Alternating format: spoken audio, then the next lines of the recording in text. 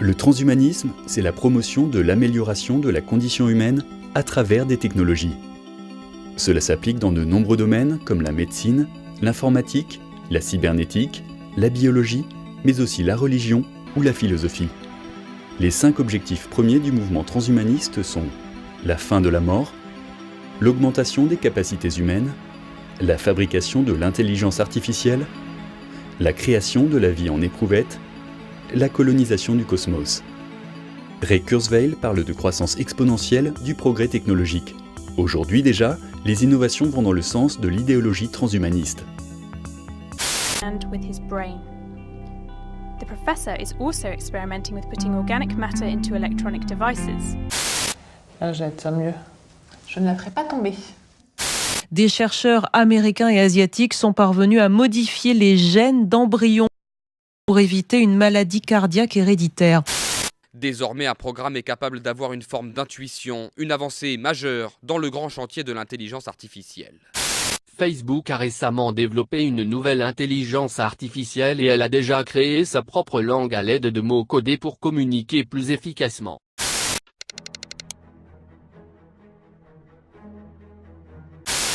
Ces avancées révolutionnaires comportent cependant de nombreux risques. Les conséquences pourraient être dramatiques pour l'humanité et il est clairement impossible de prévoir la portée exacte des changements à venir. Autoriser des machines à tuer des humains aura un effet dévastateur sur notre liberté et notre sécurité. Des milliers de collègues pensent la même chose. Nous avons l'opportunité d'agir pour empêcher ce futur, mais la fenêtre le permettant se referme vite. It is the biggest risk that we face as a civilization is artificial intelligence. I keep sounding the alarm bell, but until people see like robots going down the street killing people, like they don't know how to react, because it seems so ethereal. I think we should be really concerned about AI, because I think by the time we are reactive in AI regulation, it's too late. L'intelligence artificielle, à un moment, deviendra tellement importante qu'elle risque de détruire la race humaine. I think the development of full artificial intelligence could spell the end of the human race. Malgré de nombreuses mises en garde, l'acceptation silencieuse du transhumanisme persiste. Le grand public semble peu préoccupé par le transhumanisme. Comment se fait-il que les avancées progressent si rapidement ?